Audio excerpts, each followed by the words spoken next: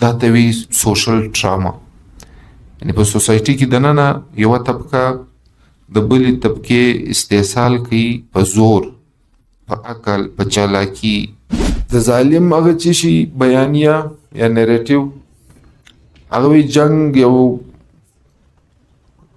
فخر دی، د افتخار بولی، ظلم افتخار بولی. ساوث افریقا ټروت اینڈ ریکنسیلیشن یو کمیشن یې جوړ کړ، په هغه کې کوم چې رښتیا حقایق وو هغه یې ګرده ولیکل.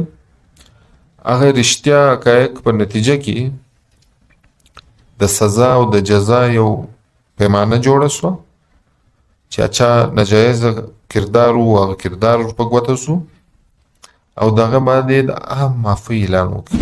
نن په ساوث افریقا کې نه خانه جنګیز نه ښه معیشت یې دی، خو په زیاته بدامني نه پرېږدو. کامن پوینټ به دا وي چې موږ د معاشرې د عام فرد د هغه د روزګار، د هغه د صحت، د هغه د تعلیم غم وخورو. دا که ایجنډا اوله ایجنډا دغه وي، بیا دونې اکسټریم پوزیشن خلک نه اخلي. انساني نفسیات ډېر پیچیده ده. هغه دی د ځان ګټه چې دی په مختلفو پردو کې اخلي. سټریټیجي دا ده کوم چې د فتح مکه ماډل اوس د غزه دونې علاقه د کلپشین ټوټل 100 میله ابسور دی، 100 میله 80 میله په اوږدوال. اوس په دای کې ته 6.5 لک کسان وزن. بسم الله الرحمن الرحیم. ډېر کور ودانۍ چې نن موږ بیا سره یو ځای سوي یو او د بوک کلب په سلسله کې. د بوک کلب ډېرې فایدې دي. خلک یو د بل سوچ، د علم، د کتاب او معلومات یو تر بل هغه کې سره ورسوي. د نن دا کتاب پر دې باندې موږ 3 میاشتې مخکې یو فیصله سره کړې وه محمد نبي صاحب سره چې انشاءالله پر دې به یو بوک کلب کوو. سوشل ټراما د دې کتاب نوم دی او دا کتاب اوس 6 کال لیکل شوی دی، د 2025-24 په آخر کې. د سوشل لفظ چې دی دا د سوسایټي سره وتلی، د معاشرې سره په پښتو کې ټولنه ورته وایي، او ټراما خوږ چې په ډېره ساده پښتو کې، نو ټولنیزه خوږ د دې کتاب عنوان دی. او په ټولنه کې خوږ مختلف قسمو د مختلفو وجوهاتو پر هغه به موږ غږېږو چې یو مخصوصه ماحول په هغه کې ټولنه د کومو خطراتو سره مخامخي او دا خوږ ولې پیدا کوي چې په ټولنه کې. ټراما ساینسز ځان ته یو ډېر لوی سبجیکټ دی. روډ باندې خلک روان دي، اکسیډنټ وکړي، زخمیان موږ د ټراما سنټر ورسوو. دا د ټراما یو اړخ دی. چا لاس خوږي، څوک فریکچر وي، چا سر خوږي، نو دا هغه فزیکل خوږ دی، هغه جسماني خوږ. د دې علاوه د یو ځای زلزله راغله، د زلزلې اوس د نږدې شپو کې راغلې ده افغانستان کې، نو په ډېر غټ تعداد خلک هلته د زلزلې متاثره کړه. ډېر خلک وژنه وسوه، مړه سو، شهیدان سو د یو قدرتي آفت په نتیجه کې. د هغه بعد چې خلک پر هغه علاقه پاتې سي، په کلي کې پاتې سي، په وطن کې پاتې سي، هغه چې کوم صدمه ور ورسېږي دا هم په ټراما کې راځي. یعنی هغه صدمه، هغه خوږ، هغه تکلیف، هغه درد چې دوی ورسره مخامخ وي د یو قدرتي آفته بعد یا د یو قدرتي آفت چې رواني دغه دوران دغه رنګه سیلاب رالی تیر شپو کې په پنجاب کې په د بونیر ملاکان په دغه علاقو کې رالی د هغه سیلاب له وجې د خلکو ډېر تاوانونه وشو. دا یو نوی ټرم استعمالیږي کلاود برسټ. نو کلاود برسټ معنا یو دم ډېرې اوبه راشي او خلک هم یوسي، جاني نقصان هم وکړي، د خلکو کورونه، بازارونه، دکانونه، حیوانان. د دې صدمې څخه خلک بیا راوتنګ او دارنګه حالاتو کې نو دا هم د ټراما په هغه کې راځي، یعنی خوش خلکو ته د یو قدرتي آفت پس بعد ورسوي شي.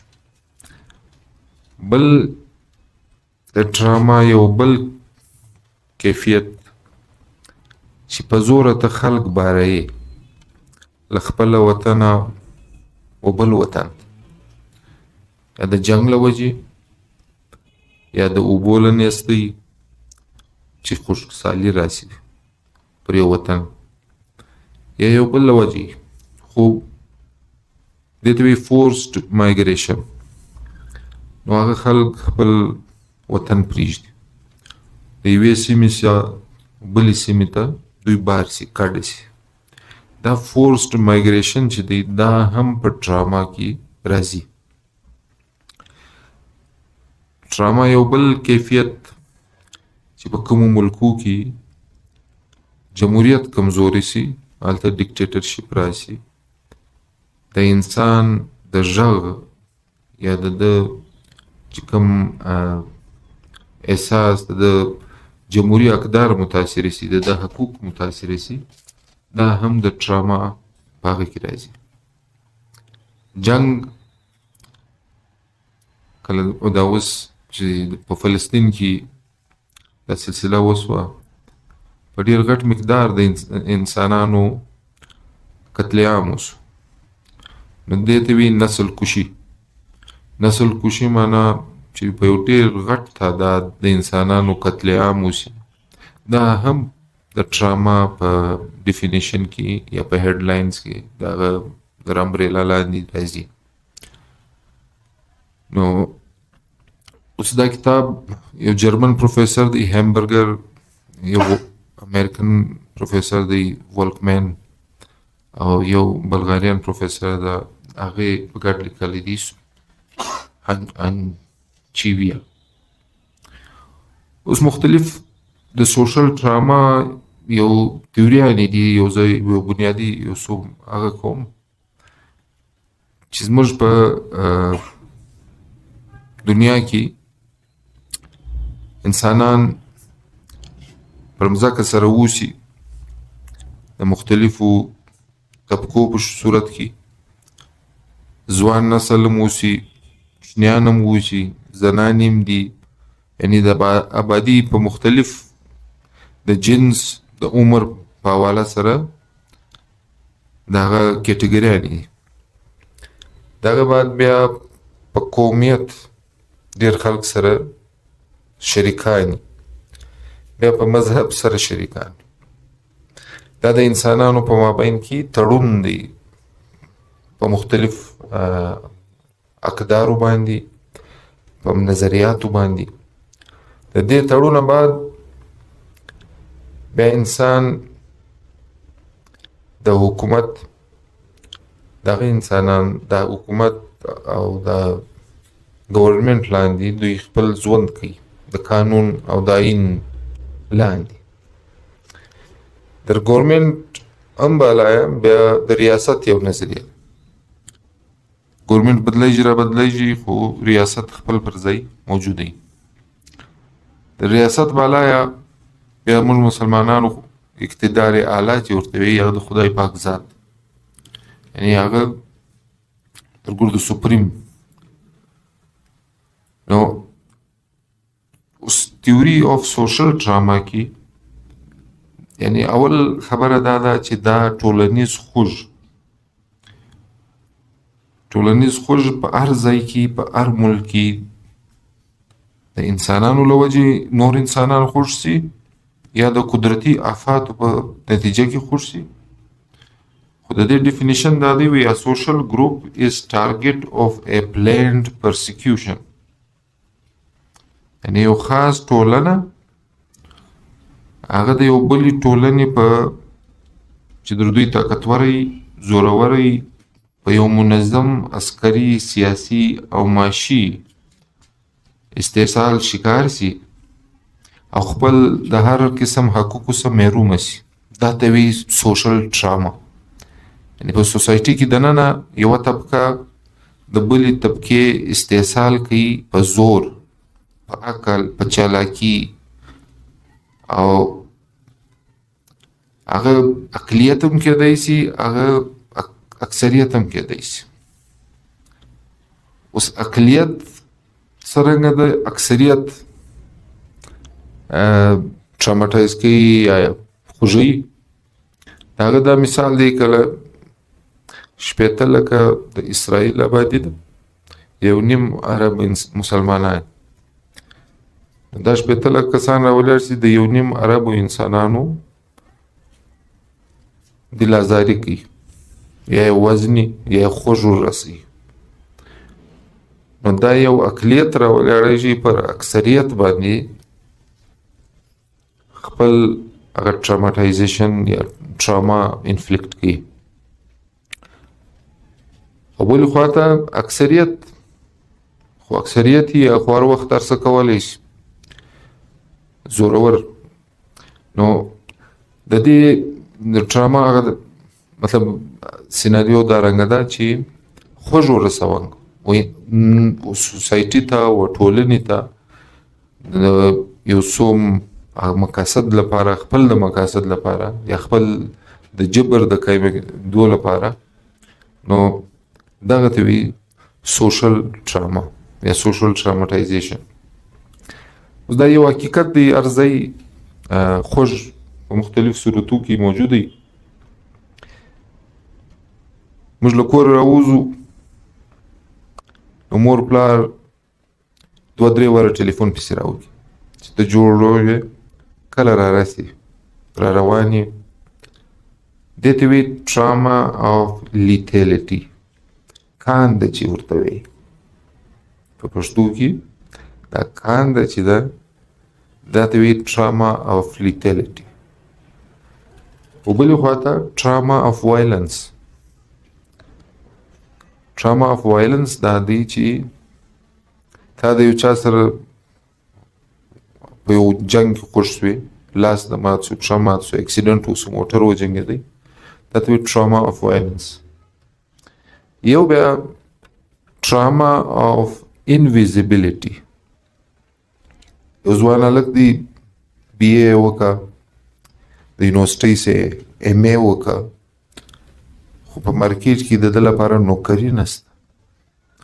نو د ده په معاشري کې هغه کوم چې د یو سوچ راخستی و چې زه به تعلیم کوم، د هغه بعد به زما نوکري روزګار وي، هغه معاشره و ده ته هغه برخه نه ورکوي د ده د تعلیم مطابق. دا ته وایي ټراما آف انویزیبیلیټي. یعنې دی دا محسوسوي چې زه په معاشري کې غیر حاضره یم، زما څه اکټیو رول نشته. نو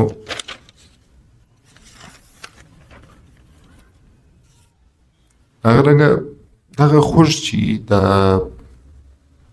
تکلیف د انسان پر تاریخ، د هغه سماجي رویو باندې، د هغه پر تشخص، د هغه پر سیاست، پر کلچر، پر خوی، هغه ته یو ضرب ورکړي.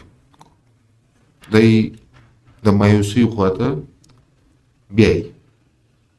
اوس دا ټراما دا یو ساینټیفیک هغه دی، دا دی نه دی چې دا کې 3 کرکټر دی. یو هغه سړی چې ظلم کوي، هغه ته وایي ظالم یا پرپیټریټر، یو چې له چا سره زیاتوب کوي هغه ته وایي ویکټم. یو بیا وایي چې هغه خاموش ګواه چې موجود وي په سوسایټي کې چې هغه دا مظلوم ملګري نه کوي. نو کوم ډېری نو دا درې کرکټر دي، یعنی پرپیټریټر، ویکټم او سایلنٹ ویټنس. دا درې کرکټره د ټراما سره مطلب متاثر یا د دې رول د دا خوږو بنیادی وجه. اوس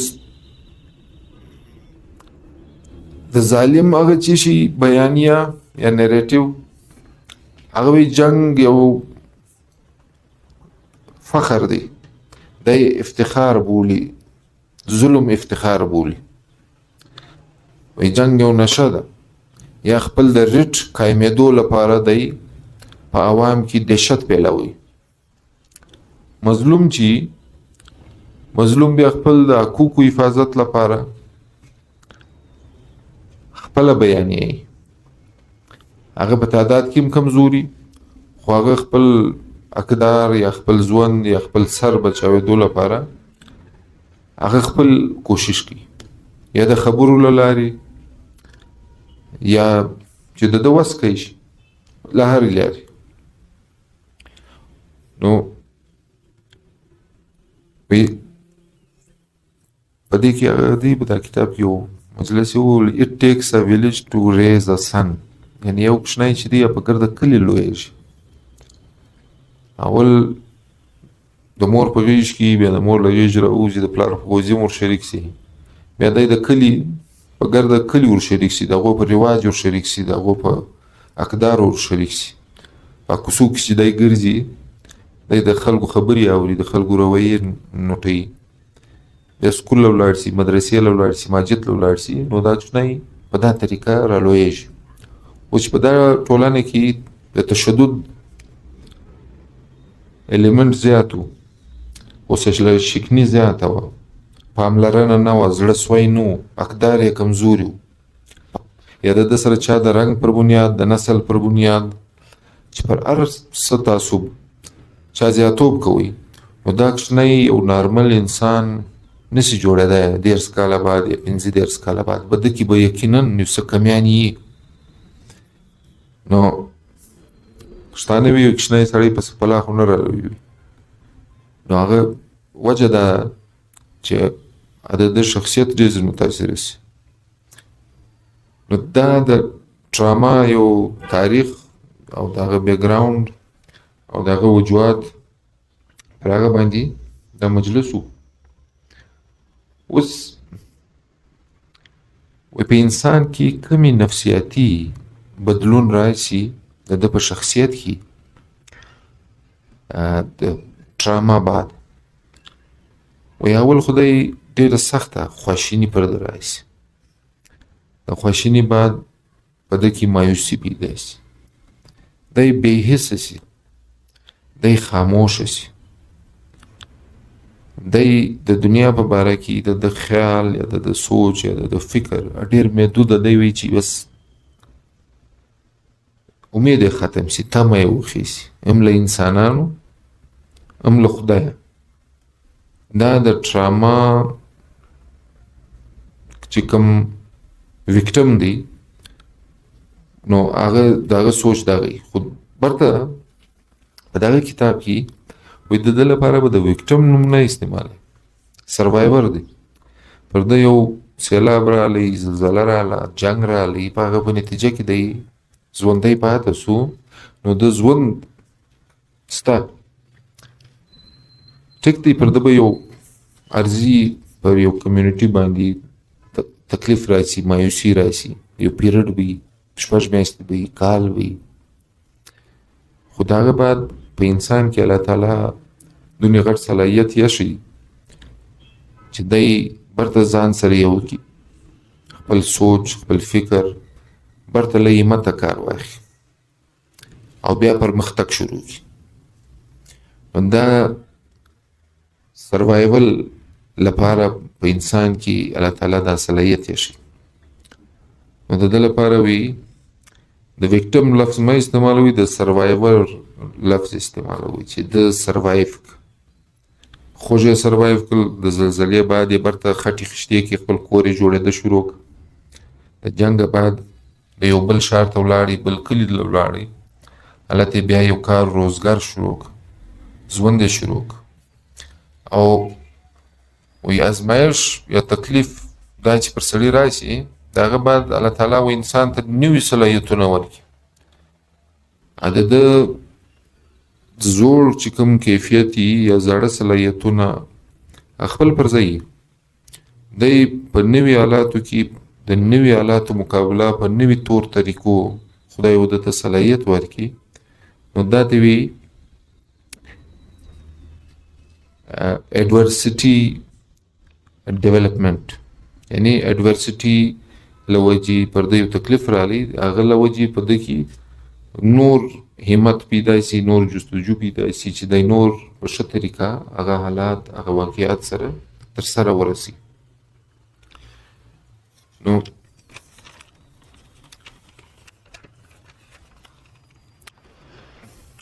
اوس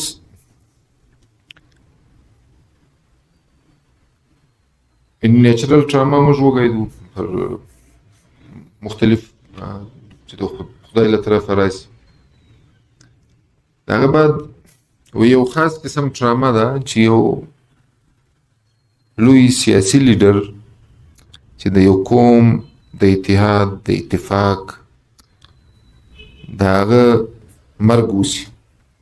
کله په تاریخ کې مارټن لوتر کینګ چې د تورانو د حقوقو لپاره په امریکا کې جنګ کوي، هغه خپل د هوټل په لابۍ کې ګولۍ مړ کړ. یا د ګاندي مرګ چې د هندوستان د ازادۍ جنګ یې کوي، د ګرد هندوستان یو هغه یې په ګولۍ مړ کړ. دغه رنګه نور ګډ ګډ سیاسي لیډران وي. دا یو فادر فیګر د معاشرې یو سمبل دی. نو دا هم یو قسم ټراما ده. یو مخصوصه ټولنه راولاړ شي، د هغه معاشرې د سر سړی د کار سړی چې اگر د معاشرې تربیت روان کړي، د معاشرې ته یو نوی لار په مخ ورکړي، هغه سړی دوی له منځه یوسي. نو دا چې دی دا هم یو ټراما ده، او دا چوزن ټراما وي. یعنی یو خاص ټولنه یو دهشتګرد هغه راولاړ شي، سوچ یا تنظیم هغه دا سړی ټارګټ کړي یا هر څوک یې کولی شي. وایي د دا ټراما غټ هغه څه دی نقصان، ټایم کولیپس. چې یو واره یو شی ونړیږي، یو ځای په یو علاقه کې په یو وطن کې جنګ شروع شي، جنګ بیا په 2 ورځې نه قرارېږي، نه په 3 ورځې، نه په 6 میاشتې، نه په کال. دغه غټ مثال دوی د کشمیر، د فلسطین، د کوسوو، د ساوت افریقې، د سودان او هر ځای چې سیول وار شروع دی، وی دا بیا قرارېده ډېر ګران. هغه ټراماټایزیشن ځان ته یو سلسله شروع شي، نوي ګروپان جوړ شي، 3 کاله بعد بیا په د هغو بل نسل راغلی، هغه کار یې پر مخ روان کړی.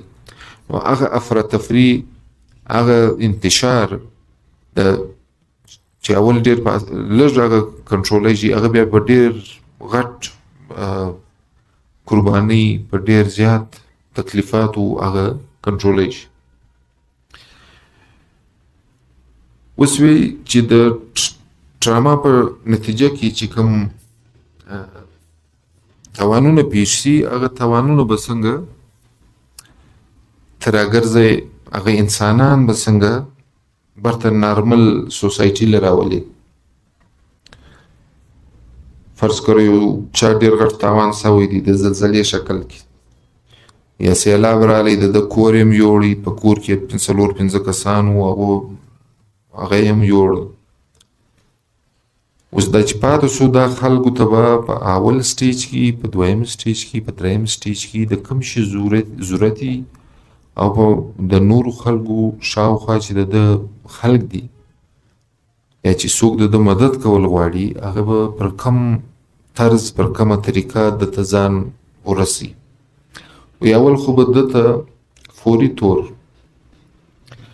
خلک ځان ورسي، دته به دا احساس ورکوي چې دا سیفټي فیز دی، سیفټي او سیکیورټي، یعنی چې دی دا محسوسه کړي چې زه محفوظه یم او د ده کوم بنیادي ضرورت دی. چا کور ونړېدی نو د چت لپاره یو ارضي بندوبست د خیمې په شکل کې به ورکوي. دا د ګورمنټ هم که د یو چا بحالي کوي هغه په دا طریقه کوي. بیا د خوراک چې دته خوراک ور ورسېږي، دا هغه اول 24 ګنټې کې د انسانانو دغه شی ضرورت دی. کوچنیانې په کور کې زنانې، نو د دوی لپاره سیفټي او سیکیورټي. دغه بعد سټیبلایزیشن فیز. سټیبلایزیشن فیز معنا چې دی له هغه ځایه په یو موټر کې تر یو محفوظه مقام ورسوي. هلته سیلاب راغلی نو اول خو تا دی مازی به حاله کې مازی د ژوند ور بچاو، د هغه بعد بیا تر یو محفوظه ځای رسوي چې دی هلته لږ سټیبلایز افتر 15 ورځې 10 ورځې. د هغه بعد د خوراک، د چاک، د ویکسین، د دوایي او د سره به په دریم فیز کې ډایلاګ، یعنی چې دا پیښه وسوه، دا تکلیف راغلی او اوس به ته ځان برته راپورته کوې. اوس د هغه لپاره کوم چې مجلس دی هغه مختلف سټیجو کې دی، یعنی و دته دلاسا ورکوم یا دته تسلي ورکوم، نو هغه ډېر ضروري امر دی. هغه دلاسا د هغه ده چې دا د خدای له طرفه ازمایش پر یو عام انسان هم راتلی سي، پر پیغمبرانو هم راغلی دي او سبا پر هر چا راتلی سي، خالي ته نه یې ځین متاثره. یعنی د ده په غم ځان ور شریکول، پاملرنه یا لاس نیو، دا چې دی دا ډېر ضروري هغه دی. د همدردۍ اظهار به هم ورسره کوي او عملي قدم به هم ورسره اخلي د همدردۍ متعلق. دا یو او دغه باندې چې د ده کوم ضروریات دي هغه چې هر څو د ضروریات دي، که حکومت ور پوره کولی سي، که نور انسانان ور پوره کولی سي، هغه خلک به ور پوره کوي. بیا به دی برته برسرې روزګار، د ده د روزګار غم به هم خوري چې دی یو نارمل ژوند برته شروع کړي. نو دا د یو سیلاب زده انسان، د یو زلزله زده انسان چې په هغې کې د خپل کور هم بایللی دي، خپل ګران رشته داران هم بایللی دي، خپل جایداد هم له لاسه ورکړی، خپل ډېر قیمتي او خپل کاروبار هم له لاسه ورکړی.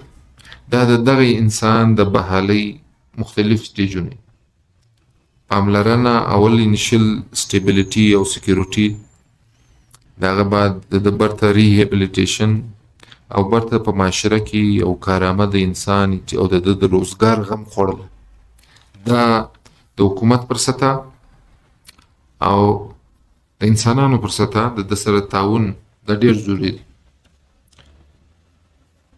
او که چیرې دا کې کمی و بیشي راشي نو هغه سړی بیا نه ریکور کوي شي. د ده برته د خپل رشته دارانو سره تعلقات او تعلق بحاله کېدو لپاره دا ګرده شیان انتهایی ډېر ضروري دي. او دا ډراما یا دا تکلیف دا د ده په میموري کې تر ډېره وخته پورې سټور شي. دا بیا بار بار دته ورپیاتی شي چې په پلاني کال چې زلزله راغلې وه، یعنی د کوټې لویه زلزله د 28 مئی 1935 کا 80 کاله بعد 100 کاله بعد هم خلک یادوي چې دنیا خلک یې هغه سو دا هغه وسو هغه چې شي استا یو کلچرل پوینټ جوړ شي تر لویې زلزلې مخکې، لویې زلزلې بعد. خلک یې ایز ا ریفرنس پوینټ استعمالوي. اوس په هندوستان کې دا ګولډن ټیمپل واقعه وسوه، سیکانو عبادتګاه و اندرا ګاندي په دور کې پر هغه حمله وسوه، ډېر سیکان یې کې مړه.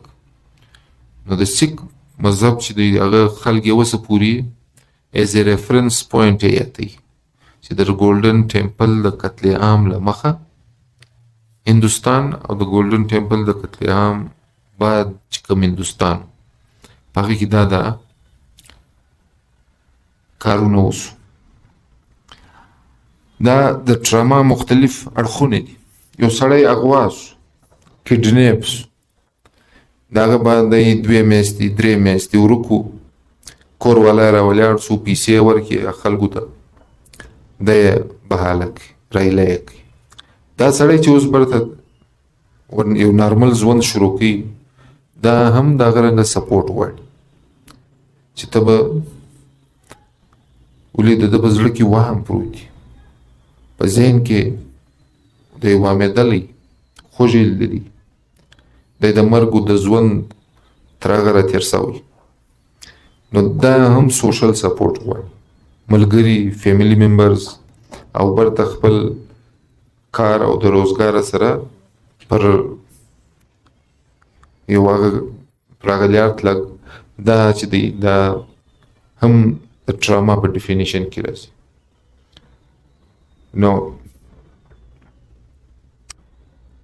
یو سړي باندې ډېره غټه ناجوړي راغله، د کینسر ناجوړي راغله، یا الله څوک شاید ضایع سو، مړه سو، فالج اټیک پر راغلی، د زړه دوره پر راغله، د هغه صدی راووتې.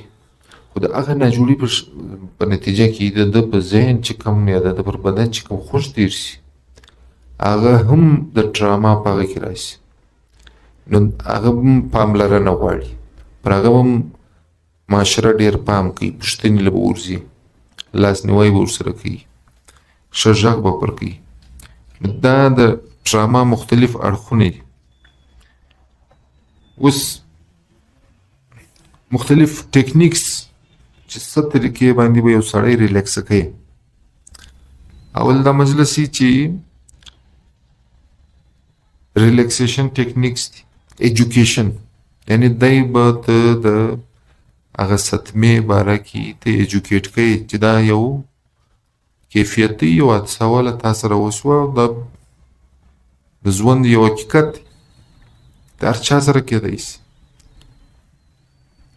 او د هغه بعد چې واره دی دا ریالیټي اکسپټ کړي چې او دا یو حقیقت دی. ریلیکسیشن ټیکنیکس دي، په هغې کې میډیټیشن راغلی. میډیټیشن یا مایندفولنس دا چې دی ذهني طور ریلیکس شي، په دې کې لمونځ او اودس د خدای پر خدای توکل کوون، دا هم د مایندفولنس په هغې کې راځي چې بل هېڅوک هغه نشته، په زما ګرده زما مشکل کشا چې دی یو د خدای ذات، یعنی د خدای سره د ده امید زیاتول، دا هم په هغې کې راځي. نو بیا سوشلایزیشن کې مختلف قومو مختلف هغه راځي، دا چا خپل ټیکنیکس دي، د هغه د رواج سره هم کار لري. پښتانه کلچر کې په ټپه، سندره او نظم، یعنی په دې کې خلکو نصیحت هم ورته کوي او خلکو ته و ټولنې ته اصلاح هم کوي او زړه یې هم راپورته کوي. یعنې دا د کلچر له لارې، د ژبې له لارې. او په مذهب بیا اوله چې ورته وګورې، پر خدای پروسه ور زیاته کړي، پر خدای امید ور زیات کړي چې د خدای له طرفه دی، هر شی له خدای له طرف دی، موږ په هر حال کې د خدای محتاج یو. د دې علاوه وی واک، اکسرسایز، ورزش، دا هم انسان ریلیکسوي، دا هم ټیکنیکس دی. او ګروپ تراپي، ګروپ تراپي دا کله موږ اوس 15 شل کس سره ناست یو د بل سره غږېدل، یو د بل خبره اورېدل، یو د بل خپل حال رسول، خپل مجلس رسول، یو د بل حوصله افزایي کوم. د ګروپ تھراپي دا هم ډېر لویه معنا لري. او کلیکټیو مورنینګ معنا کله زموږ خواته چې یو پیښه وسي، څوک وفات سي، فاتحه خواني چې ورته وي، اگر د کلی محله عزیزان قریبان وراسي ورسره کښي 3 ورځې 6 ورځې 7 ورځې دا په ګډه غم شریکېدل دا یو د انسانانو رواج هم دی او په دې باندې غم کمیږي. نو دا کلیکټیو مورنینګ هم یو ټکنیک دی. اوس دغه پر چا چې تکلیف راغلی د هغه ضروریات ورپوره کوم، د هغه نظریات که هغه مایوس وي ته به امید پیدا کوې. پر دې مجلس باندې د ټراما مجلس تر دا ځای را رسېدلی. نو اوس مې د ټراما له وجې د انسان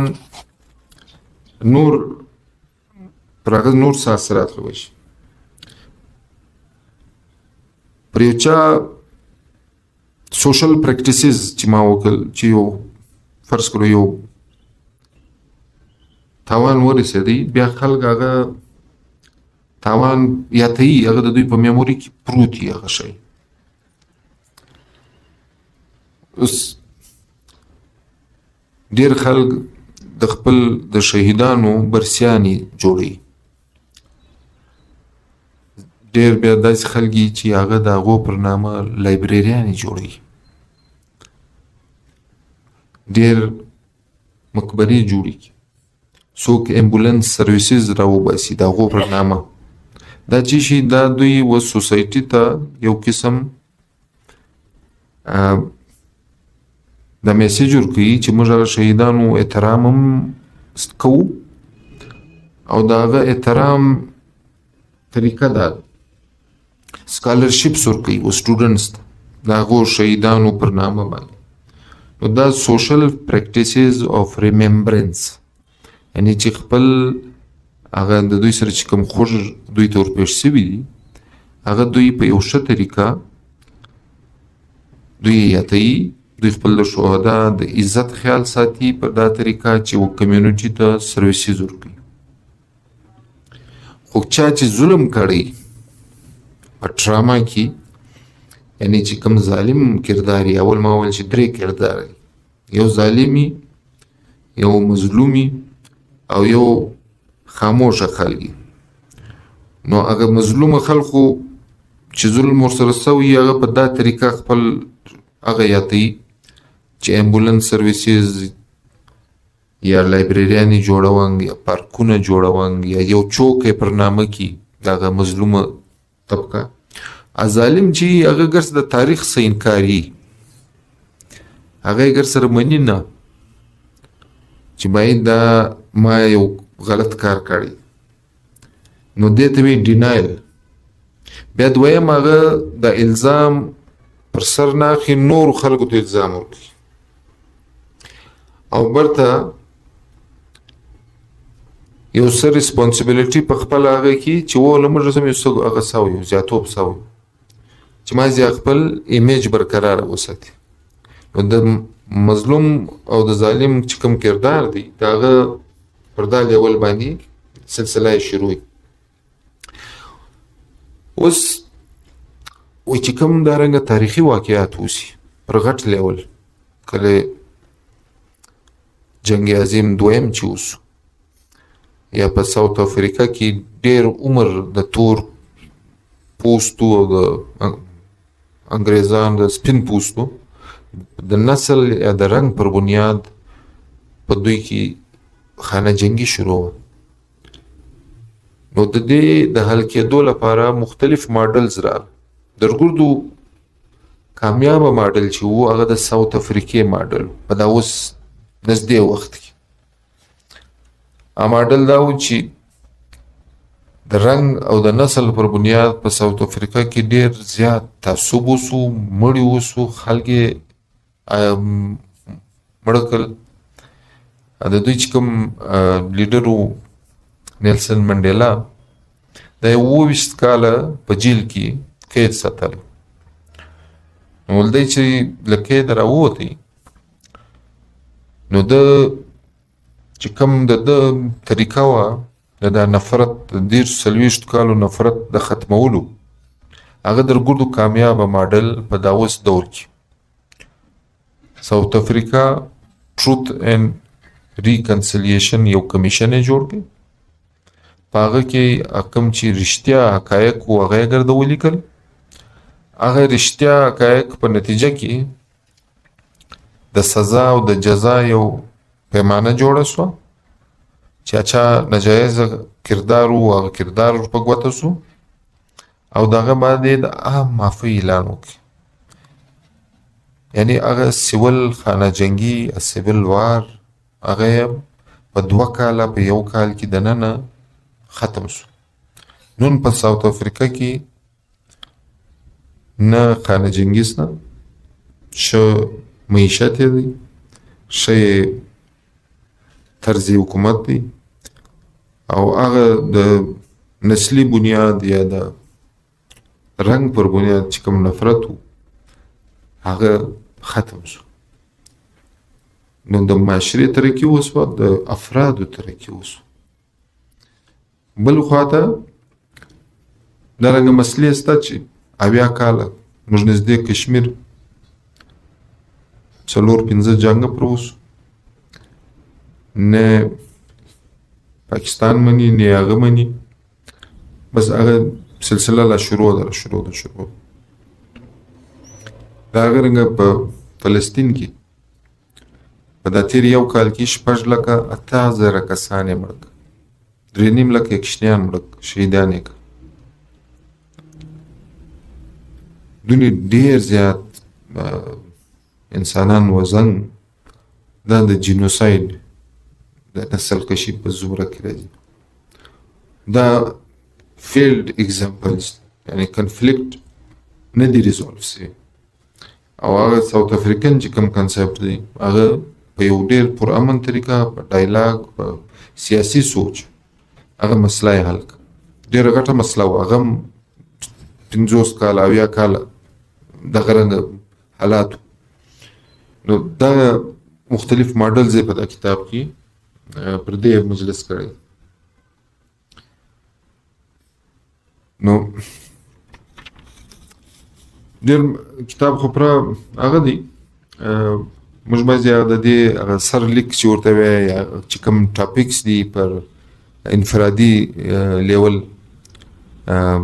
یا پر اجتماعي لیول چې د دې کتاب مقصد څه دی او دا په معاشره کې چې کوم پر انفرادي لیول کوم هغه رواني زیاتوب یا خوږ یو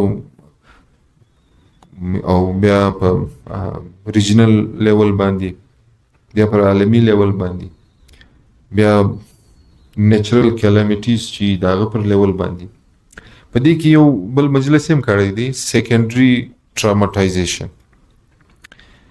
یعنی چې کوم ډاکټران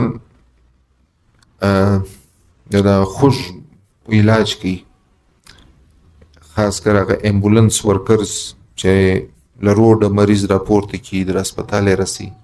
نو د ټراما باره کې که د سیکنډري ټراماټایزیشن یا پولیس چې کوم پرسنلی هغه چې هغه کرایم سین لورسي چې کوم د هغه فرست سین وویني وي دا خلک هم متاثر شي. یعنی د دوی ژوند په دغه سرکل کې رواني، دوی هم ټراماټایز او د دوی میموریز او د دوی په پرسنالټي کې د دې له وجې ډېر زیات تبدیلي راشي. نو اوس وی حل یې څه دی؟ حل یې دا دی چې شعور آګاهي د دې چې وایي انسان خالي بدن یې نه خوږیږي، د روح هم خوږیږي، د احساس د میموري د سوچ د په زړه هم زیریږي. نو دا زیریدنګ دا د مختلفو وجوهاتو له وجې او دا برته بیا ریکوري د اعصابو ریکوري دا یو ډېر ګران او ډېر پیچیده عمل دی په دې کې به سوسایټي هم د مدد کوي، د فیملی به هم د مدد کوي، دی به خپل هم ډېر همت کوي او دی به برته ځان یو نارمل هغه له راولي. د دې ټراما په نتیجه کې خلک لاړ شي پر هغه باندې، پر یو اب نارمل رویو باندې روان شي. ډېر خلک په نشو اخته شي، هغه دی چیش کوي خپل ځان له دغه خوږو په دا طریقه دی باسي. نو دا د ټراما پر لیول باندې انفرادي لیول، قومي لیول او پر عالمي لیول د دې دا مجلس روان دی.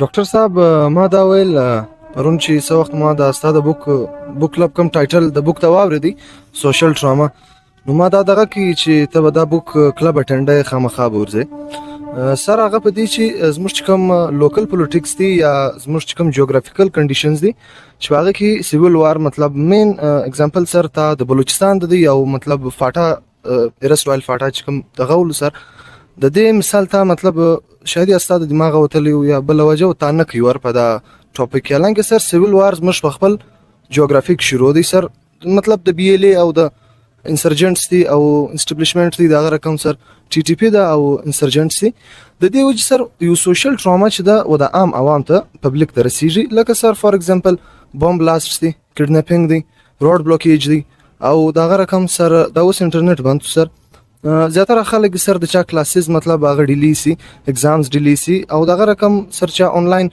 دغه اخستي اپوینټمنټس د ډاکټرز اخستي هغه ګرد ډیلی سي. نو په دا وجه سر چې کومه ټراما د خلک ته رسیږي د زموږ عوام ته عام عوام ته د دې سر باید موږ ستا په نظر کې د بک مطلب ان د لایټ اف دیس بک څه کول پکار دي چې موږ دا ټراما څنګه ختم کړو د ټوټل پاپولیشن د بلوچ پاپولیشن دی او پښتون پاپولیشن دی سر. ثانک یو سر. یو خداو چې موږ کتاب په چوکاټ کې د نن مجلس کوو پای کې نه د تجربمان واخته دی چې باقي سیول وار ډیسکس اوي دي دنیا په مختلفو علاقو کې د جنگ په نتیجه کې چې کوم اثرات دي، کوم ډیسټربنس دي، کوم کرایمز دي، هغه تقریبا ارزه یو رنګي دا اوس چې تا بیان کړ. نو دې ته بیا راځي ډي ټراماټایزیشن سټریټیجیز ورته وي. هغه کې اول سټپ دا دی چې دا دوه چې کوم ګروپ یا دوه فریق دا به دواړه رښتیا سره وي، حقیقي تاریخ به سره لیکي، رښتیا به سره وي. دا د ډي ټراماټایزیشن یعنی حقیقت پسندي ته به راځي. اوس اکثره دا یي چې دواړه فریق چې ایو وي چې زه پر حق یم بل وي زه پر حق یم، هغه کې هغه کنفلیکټ چې دی هغه ټایم واخلي، 80 کاله مو واخلي، 50 کاله مو واخلي. دا څه چې انریزولف کنفلیکټس دي په دنیا کې هغه دغه وجه انریزولف دي چې هغه دواړه فریق چې دي هغه یو د بل سره حقیقت پسندي یا رښتیا ویل یا حقیقي تاریخ لیکنګ دا اول سټپ دی. پر دویم سټپ چې دوی حقیقت سره وایي سیز فایر وسی. بیا ما د ساوث افریقې مثال درکړي چې ټروت اینڈ ریکنسیلیشن یو کمیشن جوړ شي یا په دا نامه یا د دغه رنګه چې په هغه کې هغه تفصیلات، سیاسي قیادت او د دواړو خواغه عسکري قیادت خپل فارمولې سره جوړ کی چې دا ټرمز دي، دا کنډیشن دي، خو موږ به زیاته بدامني نه پرېږدو. خو په دې دواړه فریقه راځي چې یو فریق راځي یو نه راځي امن نه راځي، دواړه فریقه به راځي. اوس در هغه ځای رسونګ دا عام ټارګټ نه دی، د دې لپاره به یقینا خلک لګیایي. سوسایټي ګرد ټراماټایزیشن شروع، سکول ډسټرب، انټرنیټ بند، خلک په وام په خوف سفر مسه کوي، د بسانو څخه خلک راشي وکا مړی کا اغوا کا کډنیپ کا، پر هر لیول باندې انسیکیورټي زیاته سو. نو دا اول سټپ سي دا د ډي ټراماټایزیشن سټریټیجیز ورته وي. بیا په دې کې ورته وي انونیمایزیشن. دا کم چې جنگ دی دا به دواړه فریقه مني چې دا زموږ د بې عقلۍ یا له ناپوهۍ موږ کیسه در دا ځای راورسوله. دا ته وی انونیمایزیشن ساینټیفیک ټرم دی. بیا و دا جنگ ته به د بدبختۍ نوم ورکوي کیټګرایزیشن اټ ایز ا ټریجډي چې دا بدمرغي ده، ناپوهي وه یا بدقسمتي وه. دا سټپس دي. بیا به یو کلیر اخلاقي میسج و سوسایټي ته ورکوي چې وروره موږ سره پر دا مجلس سره کښېنستو، دا موږ حل کا یا حل کوو. خلک به پر نسلي بنیاد، پر سیاسي بنیاد یو د بل سره نفرت نه ساتي، یو بل سره معاشرې کې به مارجینالایزیشن کمی، پولریټي به کمی، یعنی د خلکو به په آپس کې رابطې بحاله ساتي. سټریټیجیز دي. د هر کنفلیکټ مینجمنټ خپلې تیوریز دي. بیا یو بل سټپ دی، هغه ته وایي ټیلیولوجایزیشن.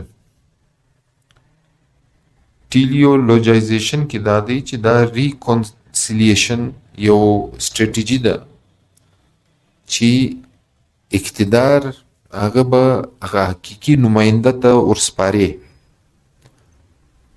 هر قسم اقتدار د افغانستان د طالبانو د امریکې روغه چې وسوه، پر دا یو ټکي وسوه چې د امریکې دا خبره ومنله چې طالب په افغانستان کې یو حقیقت دی او دا خپل واک اختیار یې ګرده و طالب ته په لاس ورکړي. دغه حقیقي نماینده چې وو یا سټیک هولډر چې وو، هغه ته به ته واک په لاس ورکړي، اختیار به په لاس ورکړي. امریکې 20 کاله خپل خلک کښېنولي وو، پر هر سټیج یې کښېنولي وو. د مرکزي هغه څه ونیسي، بیا د دوی ولسوالۍ ورته وي، خو هغه کار نه و چلوي. پیسې هم ورکولې، اسلحه هم ورکوله، خو چې طالب ته مازې واک ورکوي چې او به یې بس ما ورته لیک سره وکړي، دغه ته وایي ټیلیولوجیکایزیشن، یعنی چې حقیقت پسندي باندې ته یو شي ته وګورې، حقیقي نماینده ته واک ور وسپارې، بیا خو سیاسي مسله ختم شي. زموږ ګرده مسله د ټراما مین وجه دا ده چې موږ د حقیقت لیرې منډي وو. دواړه فریقه چې دي هغه وځان ته خپل یو پوزیشن اخسته، یو پر یو کونج ولاړ دی، بل پر بل کونج ولاړ دی. دې ته وایي ای سنټریک پوزیشننګ. نو هغه کامن پوینټ چې دی، کامن پوینټ به دا وي چې موږ د معاشرې د عام فرد د هغه د روزګار، د هغه د صحت، د هغه د تعلیم غم وخورو. دا که ایجنډا اوله ایجنډا دغه وي، بیا دونې ایکسټریم پوزیشن خلک نه اخلي، خو یقینا اول ایجنډا دا نه ده. نو په دې بیا جنگ نور ور واخلي، دغه انټنسټي زیاته شي، دغه ډایمنشن زیات شي. نو په کتاب کې د کم هغه چې ذکر وو، د کم ریجنز، هغه د کنفلیکټس پر بنیاد پر هغه ریسرچ سوی وو، پر هغه مختلف سټډیانې راغلي وي، هغه پر بنیاد یې د مجلس کړی. د پاکستان نوم یې لم په کتاب کې نه دی اخیستی. نو آی موږ مازې هغه د کنفلیکټ په حواله چې ارځئ چې کنفلیکټ وي، د هغه شاته یا سیاسي وجوهات یا مذهبي وجوهات یا د جغرافیې جنګي مختلف وجوهات راځي. هغه وجوهات به په حقیقت پسندي باندې اډرس کیږي، بیا به مسله حل کیږي. سوشل ټراما چې دی یو امبریلا ټرم دی. نو چونکې د کتاب څخه چې راووځو، نو یو سوال به وکړو. اوس چونکې موږ دلته په بلوچستان کې 2 قومه دي، یو بلوچ دی بل پښتون دی، دواړو سره ناجایزه ظلم کیږي. نو دا خو دواړه ټرامایزیشن دی، ښکار دی، یو قسم دوی ته شوک ورکول کیږي یا انجر کیږي. یو راولاړیږي مسلح مزاحمت کوي، هغه څنګه چې دا موږ ته معلوم دی. نو دا هم یو قسم موږ ډي ټرامایزیشن سټریټیجي بولای شو. یو راولاړیږي هغه مزاحمت چې دی پر امن کوي، مطلب دا یو قسم سټریټیجي د ډي ټرامایزیشن ده. ستا په پوینټ اف ویو سره کوم یو چې دی هغه ډیر پروډکټیو دی، موست پروډکټیو سټریټیجي ده، او هغه څنګه ده؟ داسې دی چې دا ستراتیژي نه ده. ستا په ملک کې جنگ شروع شو یا حالات خراب شو، بدامني رااله. اوس بدامني په نوره بدامني نه ختمیږي، نه بدامني په توپک ختمیږي، نه بدامني په جبر ختمیږي. بدامني هغه وخت ختمیږي چې په خلکو کې د بدامني د وجوهاتو آګاهي رااله چې دا وجه چې شنه چې ته خپل په ناجوړي څه خبر نه یې، نو علاج به چیش کې، او چې په خبر سي بیا به علاج هم کوي، شارټ ټرم علاج به هم کوي، لانګ ټرم علاج به هم کوي. غټ علاج د تعلیم دی. دا کوم چې ستا نسل را روان نسل ټراما یا سیول وار دا په ټراماټایزیشن دا په 1 کال 2 کاله په 15 کاله نه ختم شي. موږ وسم ما درته ویل چې 100 کاله 200 کاله زړې چې کوم واقعیات سوي دي هغه موږ د کلچر حصه جوړه سوي، موږ یاتو په خپل موقع باندې، او هغه خلک بار بار یاتي. دا د کوسوو اگزامپل په دې هغه کې ورکړی دی.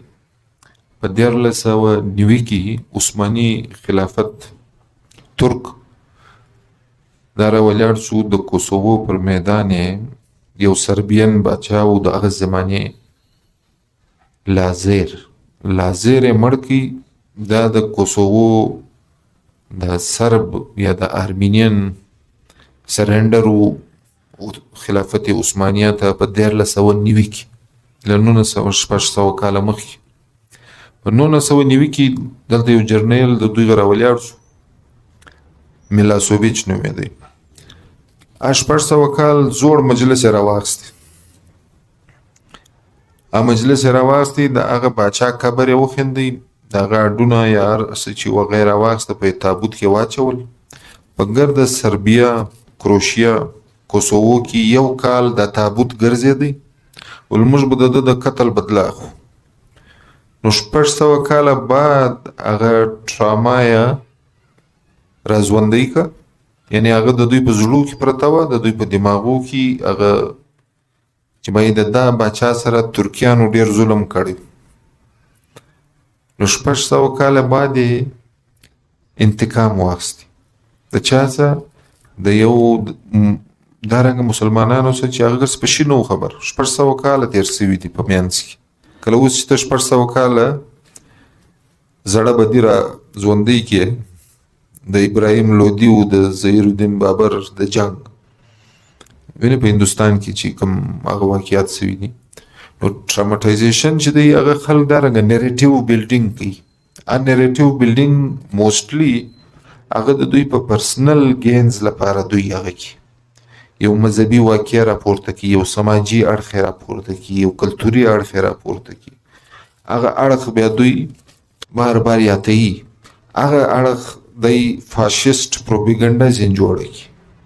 هغه بیا دنیا هغه سي چې عام سړی دغه پروپاګاندا دونی شکار سي چې د مرګ او د ژوند مسله ځین جوړه کوي. نو دنیا ته په ساينټیفیک نظر کتل پکار دی، په پراخ نظر کتل پکار دی، او کوم چې کنفلیکټس دی، ریجنل کنفلیکټس بیا دغه د صوبې پر لیول ته مجلس وکړي. د ضلع پر لیول هم کنفلیکټ شته که نسته.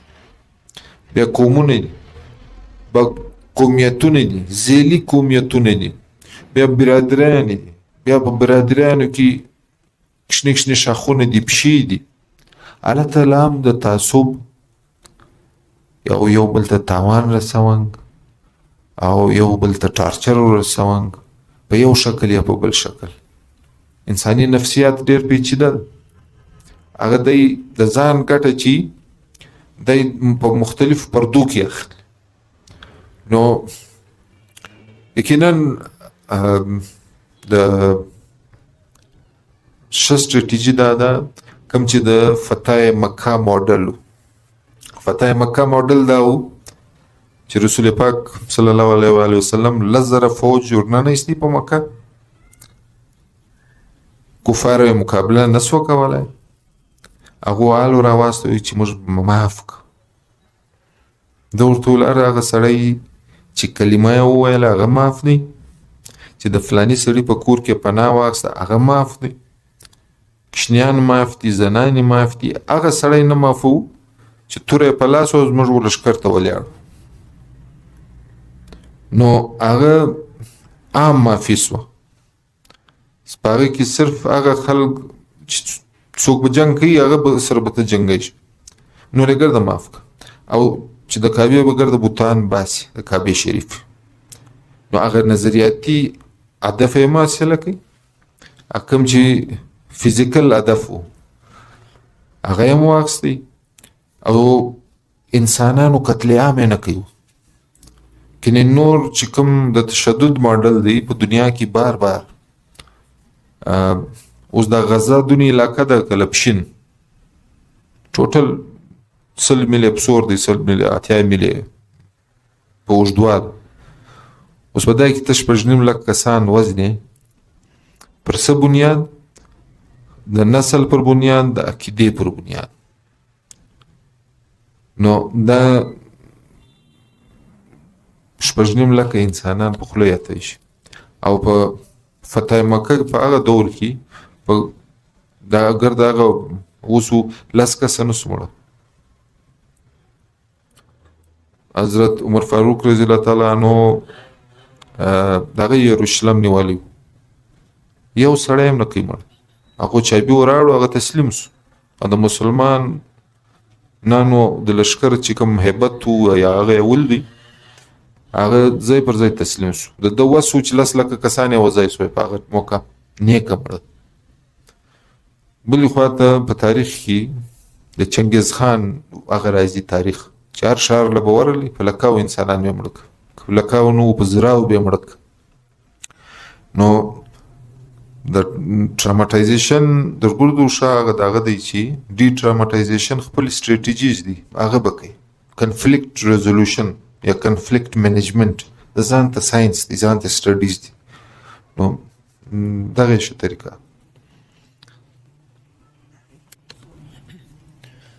ډاکټر صاحب ما دوه کوېسچنه دي. اول میوزیک تھراپي، ډانس تھراپي او سایکو ډراما کم کردار ادا کوي په سوشل ټروما هیلینګ کې؟ او دویم کوېسچن دا دی چې تا چوزن ټروما ډسکس کړه، ټروما اف انویزیبিলিټي ډسکس کړه. د دې په رڼا کې موږ ځوانان سروایوینګ کو لیوینګ کو که وکټیمز یو؟ موږ ما اوس د سټریټیجیز اف هیلینګ ټراما یا سوشل ټراما په کې موومنت تھراپي کې ایکسرسایز هم رالی، هایکینګ هم رالی چې پر غره باندې خیزه، رننګ هم رالی، په کې ډانس هم راړ. پښتو کې اتڼ ورته وایي. د اتڼ بعد سړی ډېر ریلیکس شي. هغه کې چې شي یو هغه ګیدرینګي ګډ ګیدرینګي هغه سټیپس دا وی هغه د ګریویټیشنل فورس لابدي کې خپل ډاینامیکس دي، دا غلا افیکټس تا. نو یقینا موومنت تھراپي، میوزیک تھراپي اوس انګريز خپل په طرز کې میوزیک تھراپي ما ته چې تلاوت واورو یا نعت واورو یو درنګ هغه واورو یو شواکیا یو شم مجلس واورو، نو هغه ما ته سکون راکړي. نو مختلف هغه دی هغه د کلچر سره هم کار لري، هغه د انسان د خپل هغه سره هم کار لري. انسان ډېر خلک په مجلس جوړ شي، کونسلینګ چې ورته وایي، یا اوپن ډسکشن په هغه کې دوی د یو مسلې ډېر غیر جانبداره تجزیه وکړي، هغه پیټ فالز کمی او بیشي سره معلومه کړي، او بیا چې کوم نتیجه یې ډېر نیوټرل نتیجه ځینې اخذ کړي. هغه غیر جانبداره یا یو ساینټیفیک ډسکشن هغه ډېره معنا لري، هغه ډېر په آوټپوټ کې هغه زیات شي. نو یقینا په ډي ټراماټایزیشن کې د دې رول سته. او دویم سوال دا و چې تا ټروما اف انویزیبিলিټي ډسکس کړه. د ټروما انویزیبিলিټي کې اوس زه جرنل ډسکشن بیروزګاری ځان ته مطلب بیروزګاری مطلب ټراما ولی روزګار خالی تا ته پیسې نه درکوي چې نغد رقم درکوي هغه تا ته هلته یو سټیټس هم درکوي د روزګار یو دا دی تا ته یو رول درکوي په معاشره کې چې دا سړی په فلاني ډپارټمنټ کې اسسټنټ ډایرکټر دی ډیپټي ډایرکټر دی یا جونیئر کلرک دی سینیئر کلرک دی هغه یو رول تا ته درکوي دا رول مطابق تا ته پیمنټ هم کوي شي هغه رول اوس د ګورمنټ په مشنري کې هم ته د خپل د علم او د سکلز پر بنیاد اخیستی سي په پرایویټ سیکټر کې هم جابز یا امپلایمنټ دغه خپل هغې perks and privileges نو employment itself چې unemployment هي هغه trauma of invisibility دی ته ویلی سي خو برته د وکټم لفظ چې دی هغه به نه استعمالی د سروایور لفظ به استعمالی چې ټراما سروایور هغه ته پوټنشل درکوي چې ته ګروت وکړي نو